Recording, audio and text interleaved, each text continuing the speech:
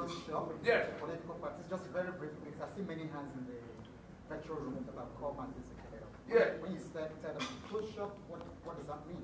We're inviting the political parties. Yes, we talk about, you heard what we call Judas goat.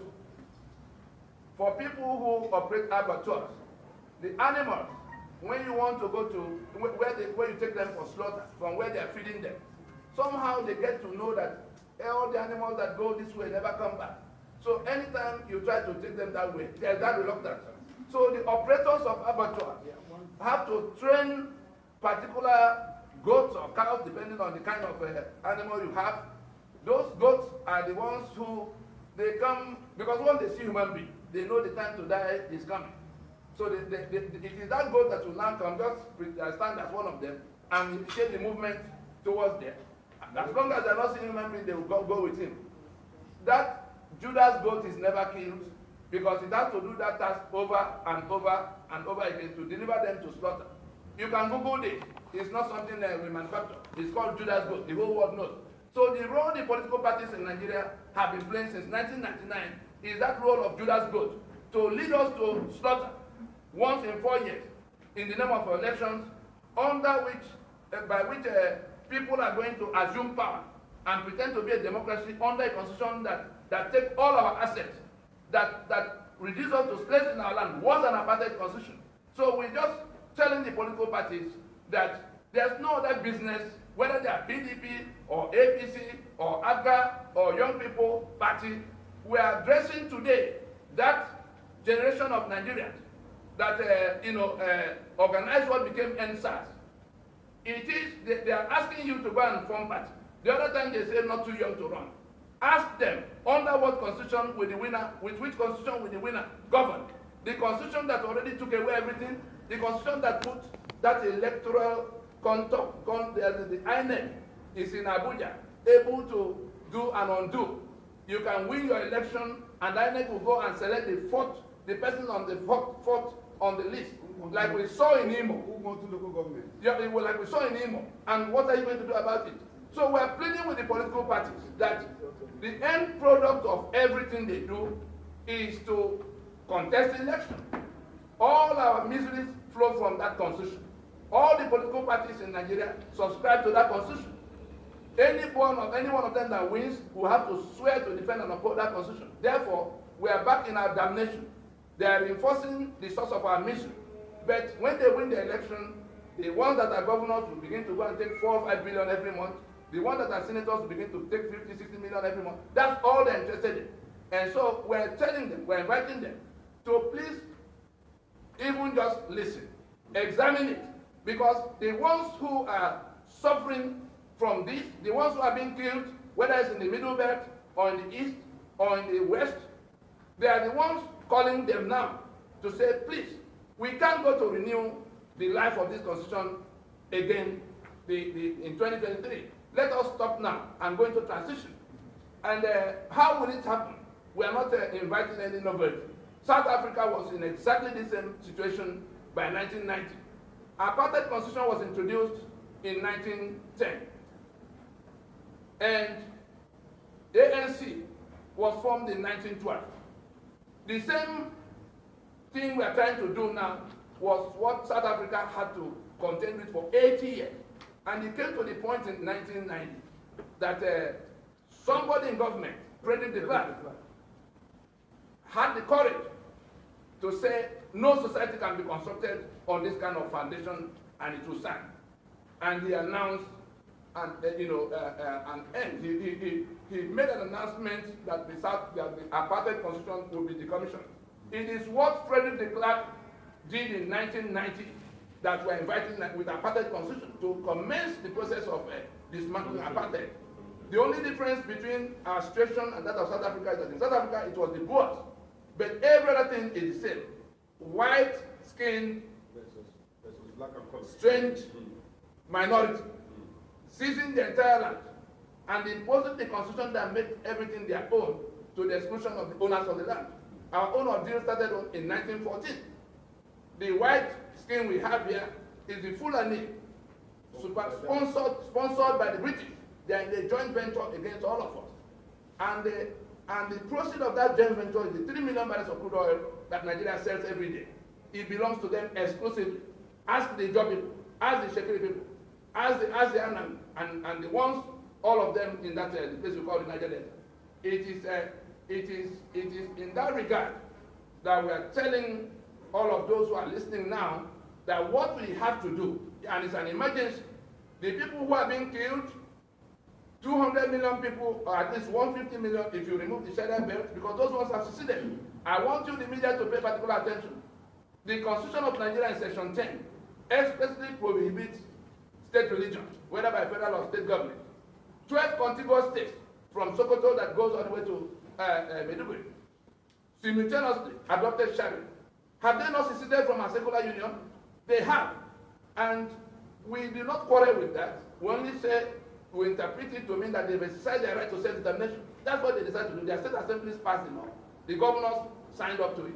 And they've been implementing it, chopping off people's hands and beheading those who drink beer while they take money from proceeds of VAT. So we're saying that they have left, they have seceded from a secular union.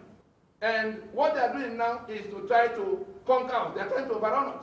Their title deed, which is what we are pronouncing dead today, their title deed, the Constitution, is been defeated. But our people do not know that they have become free. The prison gate is open. Our people are still sitting and refusing to come to leave the gate. The Constitution that bound them leg and hand is dead. So we're inviting them today after this 120 days of consultation, having given the federal government 90 days. What did they do? They rushed to National Assembly to try to go and do amendment. And we told them that the mandate of the National Assembly does not extend to constitution making. That was how the thing collapsed on their head. Then the governors, instead of coming to the consultation, we invited them. They read what they read and went to Asaba to start pretending, to start speaking in a manner that tell their people that they are coming. They have not come around fully. We're inviting them openly again to come to the propositions, because their own people who have been slaughtered are listening and waiting to see what they will do. Are they going to stand with the enemy to continue to defend and uphold this constitution, planning another election in 2023 that will need the help of that constitution so that their people can be slaughtered? The people are trying to overrun us, conquer us afresh, to establish control outside what the constitution gave them. It is now up to us to allow them or not to allow them. Thank you very much. So, Mazizeke, what we're going to do, we'll take one more question from the press here, and then I'll turn it back to you for more, I see a lot of hands open, so we'll take one more question here, and I'll turn it to you for another round of questions. Okay. Who else? Question here? Okay. Right. So introduce yourself and your house, and then your question. Project your voice. No, she will speak. Right. My name is Raymond Sesbijai. I like to know Nigerian nation. If you know you want to ask question, you have to raise your hand, speak up your voice. Please ensure your camera is turned down, that your name reflects on the lower term. If we have like iPhone, Galaxy, or whatever, Starlink, we won't call you up. You don't have your camera turned on. You do not have your name there. We won't. So once more, can we have one more question from the audience? Then we'll come back to the virtual audience here. Okay. All right. So we have one question, and then we'll come back to you. Okay.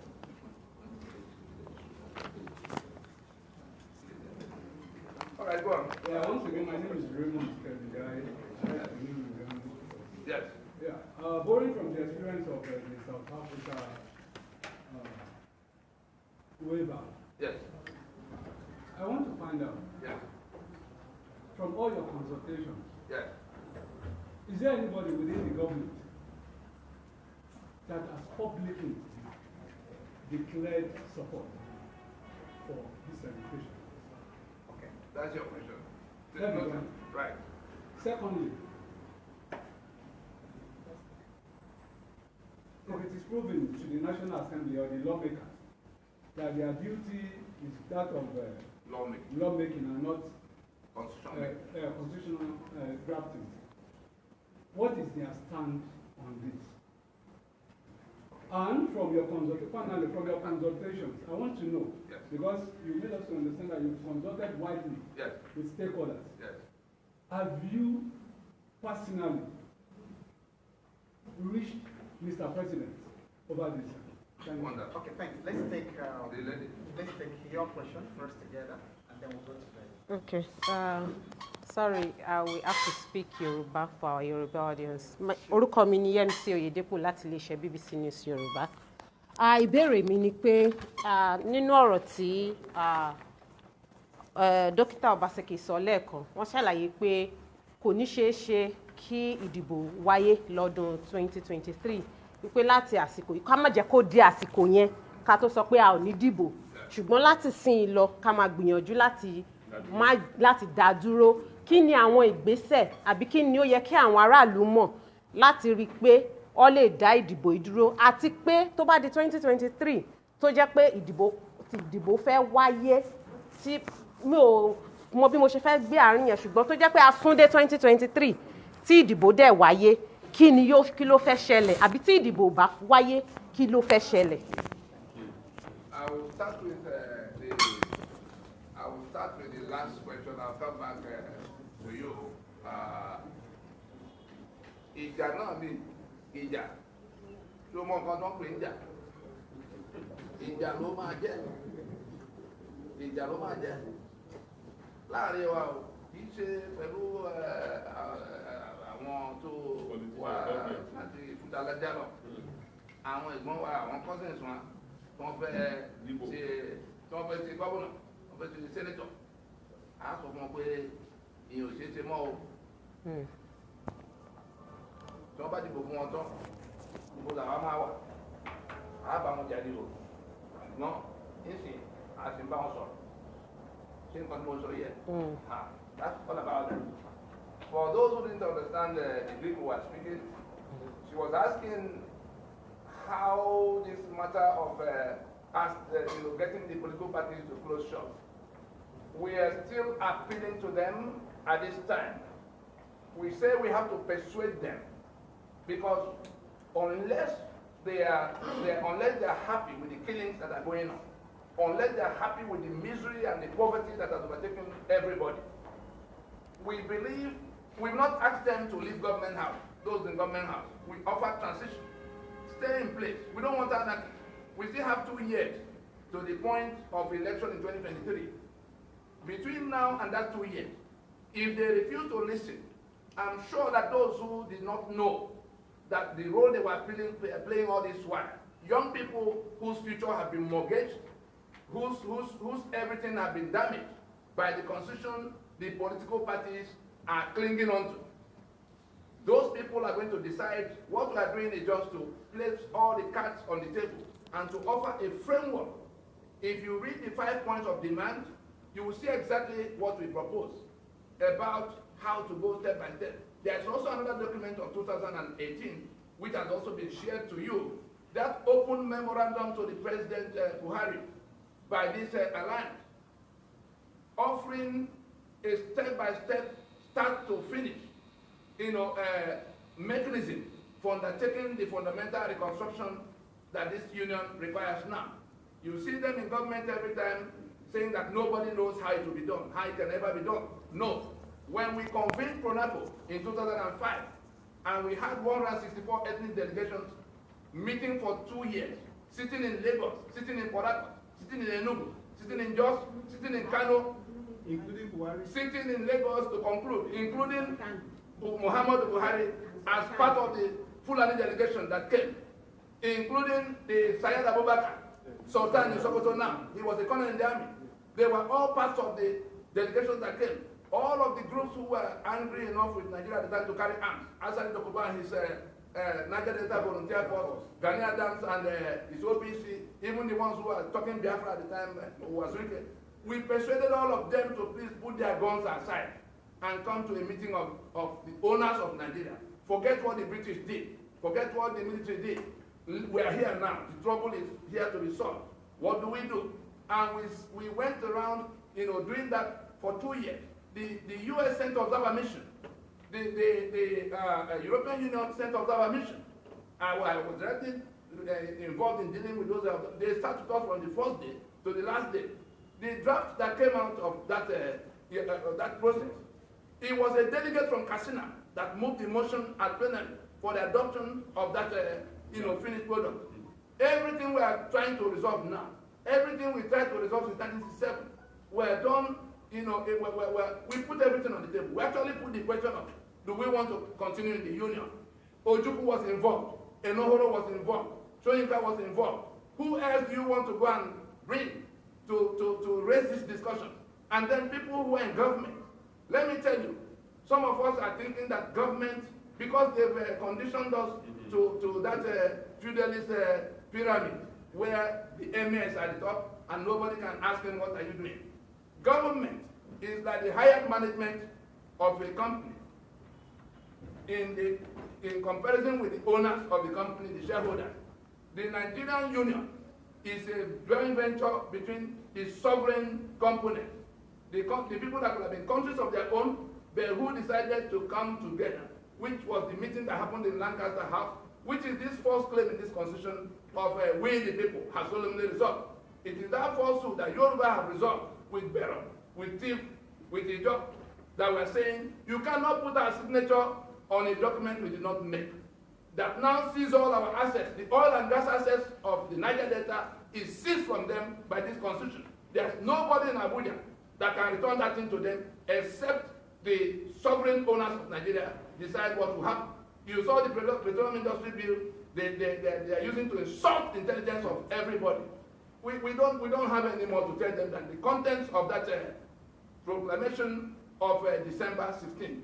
Anybody who will ask us any question about how should please go and read that proclamation. We come back to the first question. Okay. What was it? So anyone from the No. From the first gentleman? No, the first gentleman. Let us Yes, so, very briefly. Yes. We have a lot of people in the back. Yes, anyone from the government, like you yeah. have the South African police. Hold on. So do you have anyone in government? Who has ever been told or who now believes? Like There's nobody like their names I'm calling now. And I have documents right here. You media will see it before you go. It's in an envelope somewhere inside these premises. You will see that Buhari, who is president now, was directly involved in all that process of how do we resolve this. Nothing has changed from what we said that time, just that people didn't listen. Obasanjo went on national television at the time to say we were committing treason if we called a meeting of the owners of Nigeria. Of course, when he saw the owners of Nigeria gather, nobody told him to dress back. Now, all of them who were, Buhari was part of Fulani delegation that came. The owner of the party of what they call them now, APC, was governor in Lagos. He was directly involved from the time of, because it was the unfinished business of Nadeko that Bonako came to do, to make out the constitution by which we go to the democracy. Oganda, Oganda, Oganda, Oganda.